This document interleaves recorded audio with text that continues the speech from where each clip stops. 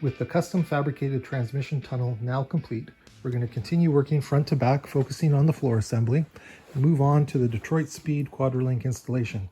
The first step in that process is to install these upper link front mounting pockets. You can see I've also purchased the optional heavy-duty spring doubler plates that sandwich those spring perches and tie everything together famously. Detroit Speed provides a cut template.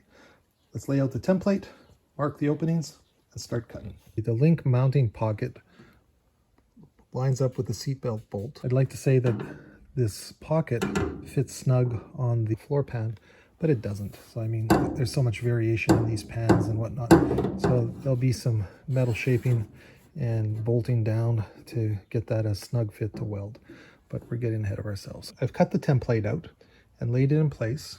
You locate it with the seatbelt bolt, tape it along the edge, and I get into my first issue.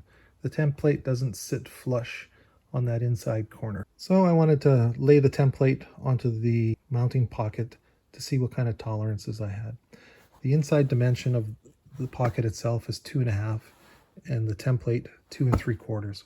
So there's an 1/8 of an inch on either side of tolerance for cutting and welding. The template itself sits a little loose along this top edge, so I'm going to slice it and overlap it and snug it up a bit, and then move back to the floor and mark the opening. So a bit of a double check. You can see here I've marked the underside opening on the outside face of the pocket.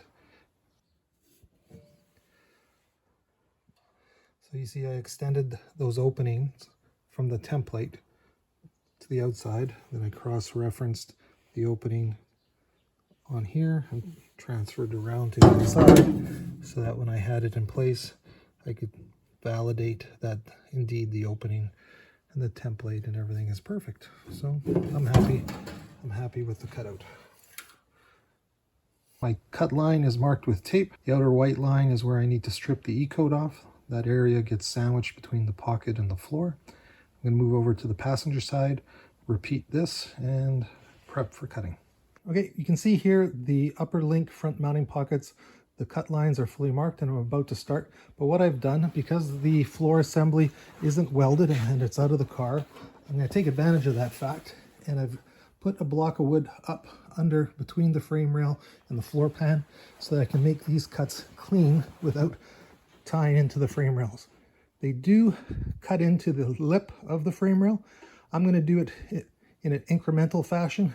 Cut the floor first, then lay it down on top of the frame rails, and then we'll see exactly how much of that frame rail is impacted. It's a little slower on my end, but it gets to share some of the insight with you, and I get to be a little cautious at the same time. Okay, so let's start cutting. Okay, we're back. Let's catch you up where I'm at. You can see here I've cut the upper link front mounting pockets, give you an indication of how much of that frame rail actually sneaks in. Just pokes its nose through, needs to be whittled and trimmed on both sides. Good thing it's even or the equal amount on both sides. That tells me that everything is centered and squared. Having said that, all that's left here is to clean off the E-coat. You can see the silhouette from the heavy-duty doubler plate for the spring perches. The only thing remaining on this floor assembly is to install the subframe connectors. Can't do that until the car is sitting on its own weight on 4 wheels, so that'll get deferred. So the prep work for the DSC installation on the floor is complete. We're getting ready to weld. Gonna have to prep the sides of the floor pan for welding, put on some weld through primer on both sides, drill those holes, prep that. Let's move to the back. Let's talk about the QUADRALink and what I see are huge opportunities. Here we are in the trunk. Yep, broken up some more Detroit Speed goodies, these trunk closeouts, but we'll get back to those in a second. You can see I've installed the upper shock cross member. That's structural steel support that spans between the frame rails and gets inset into the trunk pan. I've cut the opening, followed the Detroit Speed instructions in essence. You measure back from that seam, from that white line, in the case of a 67 or 68, 34 1/4 inches to that back edge. Then you measure along a horizontal plane 6 inches. drop that down plumb and across, and you have your cut line, and it fits in famously. Love the tolerances. Take you over to this side. You see a big difference between the 67 and if you have a 68 or 69. Hey, you got no interference here, because the 67 is the only year, the first gen, that doesn't have staggered shocks. Both are parallel and up front. So all this lovely waggle stuff that clears that staggered shock mount on a 68 or 69 doesn't exist. Okay, so I'm gonna have to clean up and weld to that cross member here and close it out properly. And I want to ensure that it gets extended and ties in to the side of the frame rail too. But we'll cross that bridge when we get to it. So you can see I haven't cut the or measured back for the mini tub yet, because I wanted to get this cross member in first, and I thought, well, if I cut this now, I might create a too flimsy of a floor pan, considering nothing is welded yet. But sometimes, as I'm fond of saying, you got to grow a problem to solve a problem. So nothing's welded, but right now, if I were to cut this floor pan straight across here and section out this front piece and completely remove the back half of the floor pan, what would that afford me? I think a lot. What would I risk? Nothing, because I see this tight tolerance. I know exactly where this is going. This butts up against this. The floor locks in to the, against the floor pan. This trunk against here. It sits on the frame rail where it's supposed to be. So I can, in essence, section this, right? What does that afford me? Well, it's a different way of thinking about installing this, because the Detroit speed instructions are such, assuming you're installing this in a whole car. Well, my car is far from whole. I'm sitting on a rolling frame jig, right? So that affords me some opportunity. If I were able to install that front floor section, install this cross member without this floor in place, what would be next? Well, I could tie in these closeouts, which get welded to that back cross member, and in essence are a gusset to the frame rail, right? So it not only provides access for a 3-inch exhaust, but it's also a gusset to that structural member back to the frame rail. Huge strength improvement. I'm thinking of really treating this back trunk pan as the last piece to go on, i.e. it's a skin, right? With it off, any sort of welding I do to the cross member and the frame, I can actually weld the frame rail from the inside. I can open up plug weld points and weld through the frame to the vertical edge of the cross member.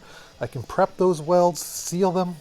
Everything's locked into place with that cross member installed. That frame rail's not going anywhere. This would be referenced, would be welded along the back edge, tied down to the frame rail. It would afford me the opportunity to tie those closeouts to the side frame rail, to the cross member. And then once all those structural enhancements are completed, I could just drop the skin, the remainder of the trunk pan, down on top. I like that idea. I'm going to play with it for a while. Okay, still playing with that idea in terms of the mini tub. Okay, the instructions, again, it assumes that you're working inside a vehicle and you're tracing that out and bending flanges down. Here I have an opportunity. If I'm cutting this, okay, I wouldn't cut it here. There's a heavy gauge doubler plate here. I would cut that on this side of that doubled up structural member here. So I would cut that straight across. Okay, so what's stopping me from simply sectioning this wheel opening and then sliding this factory edge back the appropriate distance? Then I don't have to recreate the curve. I don't have to create any flanges. I would be welding down to the top flange of the frame rail below, and this gets sectioned back. I would just have to weld a piece here, or butt weld here onto the frame, as opposed to recreating that front edge. I don't know, that makes sense too. People fight with that corner and get the appropriate radius. Well, here, just slide back. You know, what's really impacted? Nothing. Is this structural? No. This is structural. The frame rail's structural. This is cosmetic closeout, right? Well, thanks for indulging me as I think out loud, but the more and more I look at this, the more and more I like it. So I've taken out the shock cross member. You see the opening.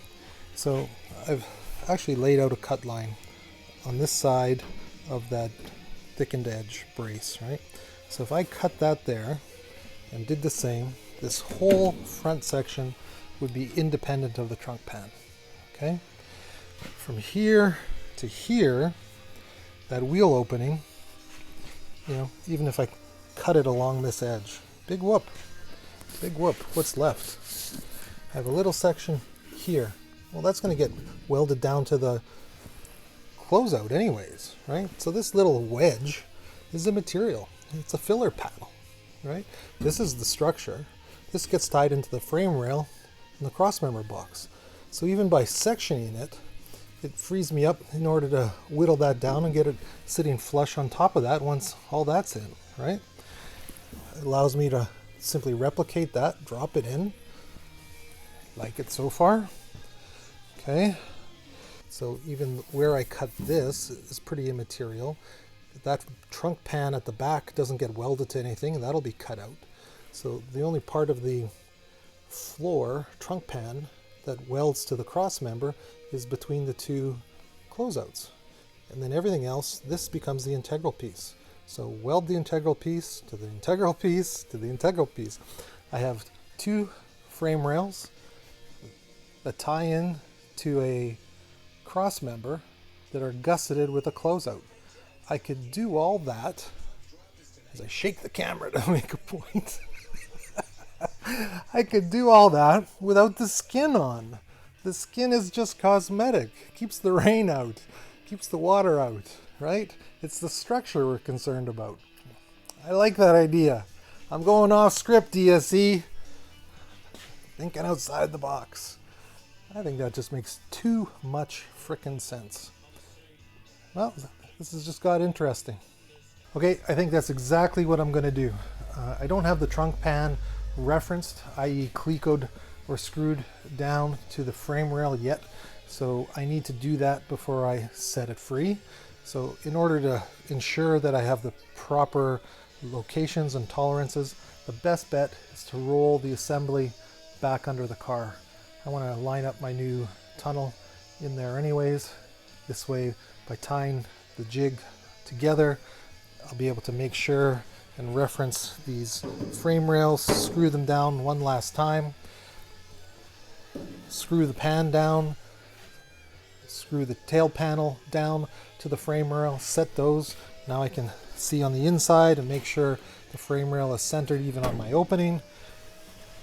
Get it all referenced to exactly where it needs to be. Then I'll set it free.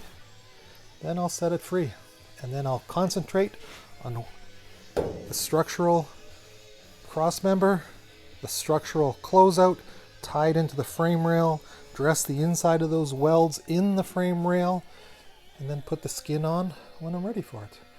Clecoed and referenced exactly where it needs to be. After all, this will be a tight tolerance up against my cross member, just like it is at this edge, just like it is at this edge, just like it is on this edge. You guys have done this before. What do you think? Am I nuts? I don't think so. Let me know what you think. Comment, reach out, please. It'll be a while yet. I still want to dress all this and move that forward. Even flip the panel around and strip and put weld through primer on the underside of the pans where they do weld down to the frame rails. Get that all prepped. And then next video, I'll start with the floor assembly inside the car. Okay? Let me know what you think. Please comment. Am I onto something here, or have I lost my mind? Talk to you soon. Cheers.